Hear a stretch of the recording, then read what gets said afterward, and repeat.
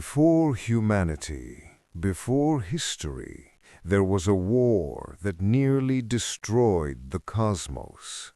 It wasn't just a battle of armies, it was a cataclysm where mountains were used as missiles and the sky itself was set on fire.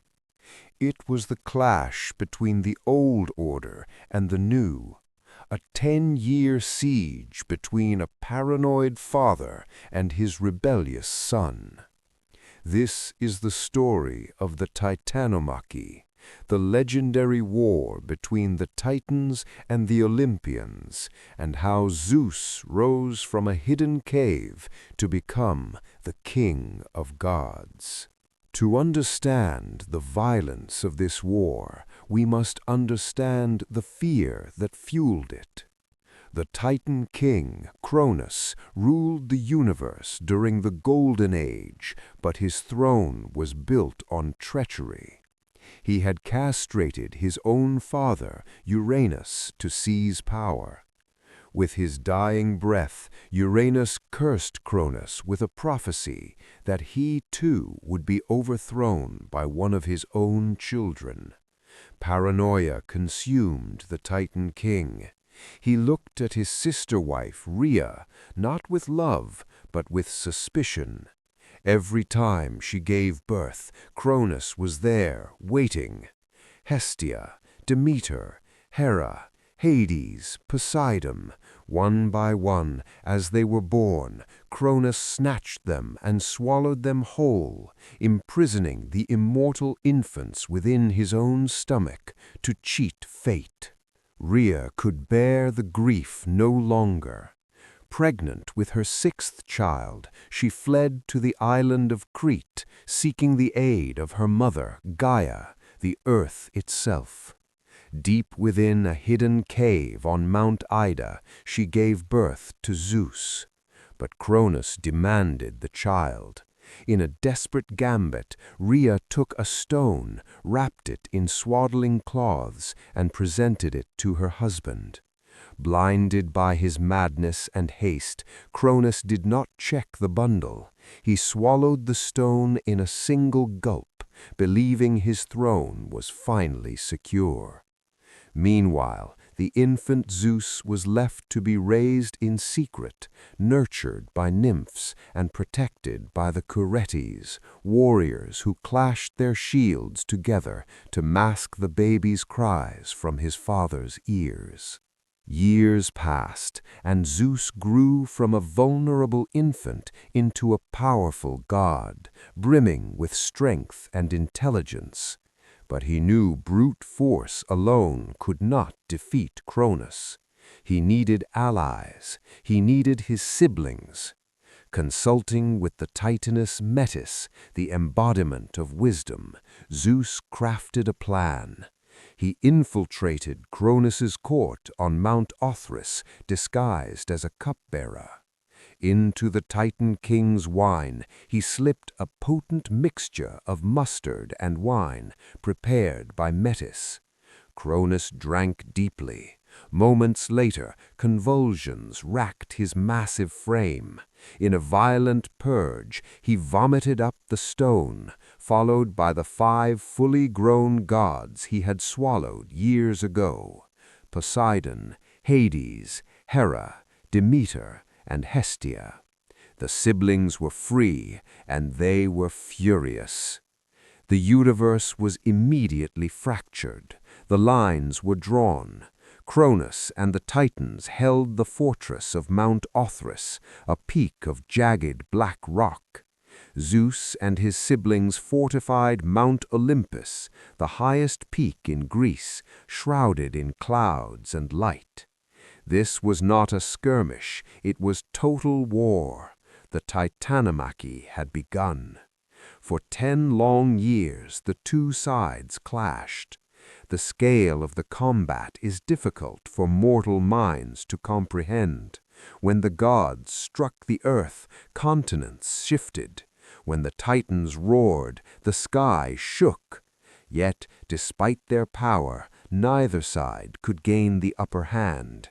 The Titans possessed raw elemental strength, but the Olympians had agility and the righteous fury of the oppressed. It was a stalemate of cosmic proportions. Zeus realized that to break the deadlock, he needed to unlock power that even the Titans feared. Gaia, the Earth Mother, whispered a secret to him. Deep in Tartarus, the darkest pit of the underworld, lay the forgotten children of Uranus, the Cyclopes and the Hecatonchires. Cronus had imprisoned them there because they were too monstrous to behold. Zeus, displaying the wisdom of a true king, decided to liberate them. He descended into the abyss, slew the dragon Campe, who guarded the gates, and broke the chains of his uncles. In gratitude, the Cyclopes, master smiths of the cosmos, forged 3 weapons of unimaginable power: a helm of darkness for Hades, a trident that could shake the earth for Poseidon, and for Zeus, the Titan bolt. Armed with these new weapons, the Olympians prepared for the final assault. But they were not alone. The Hecatonchires, the 100-handed ones, joined the fray. These beings were living nightmares of combat, boasting 50 heads and 100 arms each. They could throw hundreds of boulders simultaneously, acting as living artillery batteries. The stage was set for the cataclysm. Zeus ascended to the heavens, the master bolt pulsating in his hand. Poseidon took to the oceans, and Hades melted into the shadows. The Titans, led by Cronus and the mighty Atlas, looked up from Mount Othrys and saw the sky turn black. They did not know it yet, but their reign was ending. The final battle was a vision of the apocalypse. Zeus unleashed his fury, hurling lightning bolts that boiled the oceans and melted the soil. The forests caught fire, and the earth screamed. At the same time, the Hecatonchires launched a barrage of 300 rocks at a time, burying the Titans under a mountain of stone. Poseidon struck the earth with his trident, shattering the ground beneath the Titans' feet, while Hades used his helm to move unseen, striking terror into their hearts. The light of the heavens clashed with the darkness of the earth. The sensory overload was so intense that chaos seemed to reclaim the universe. Cronus, facing the combined might of his children and the brothers he had wronged, finally faltered. Broken and defeated, the Titans were rounded up. The war was over, but justice had to be served. Zeus did not make the mistake of killing them, for they were immortal. Instead, he bound them in chains forged by the Cyclopes. He cast Cronus and the rebellious Titans down into Tartarus, the same prison where they had kept their brothers. To ensure they never escaped, Zeus appointed the Hecatonchires as their jailers. The 100-handed ones stood guard at the bronze gates, ensuring the old gods would remain in the darkness forever. It was a grim fate, a mirror of the cruelty Cronus had inflicted on the universe, but it was necessary for the new order to begin. However, not all Titans were sent to Tartarus. Atlas, the general who had led the Titans' armies in battle, was given a special punishment. Because he had dared to reach for the heavens with violence, Zeus decreed that he would hold the heavens apart from the earth for all eternity. Atlas was taken to the western edge of the world. There the weight of the celestial sphere was placed upon his shoulders.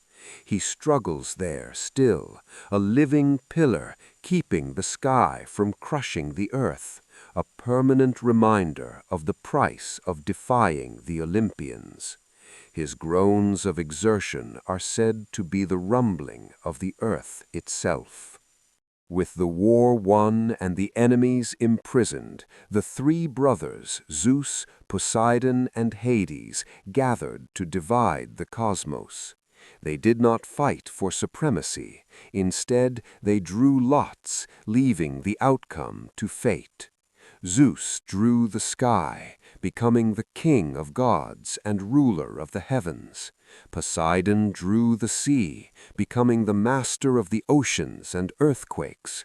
And Hades drew the shortest straw, becoming the underworld, the realm of the dead. The earth itself, Gaia, was left common to all. Mount Olympus became their home, a place of eternal spring and ambrosia. The age of Titans was over. The age of the Olympians had dawned. The Titanomachy serves as more than just a war story. It is the Greek explanation for the order of the universe. It represents the triumph of civilization and law, represented by Zeus, over the brute, untamed forces of nature, represented by the Titans. It reminds us that power is never permanent, and that the sins of the father often revisit the son. Zeus had won, but the cycle of violence is difficult to break. As he sat upon his new throne, looking down at a world now under his command, one has to wonder if he remembered the prophecy that doomed his father. For in Greek mythology, peace is merely a pause between conflicts, but that is a story for another time.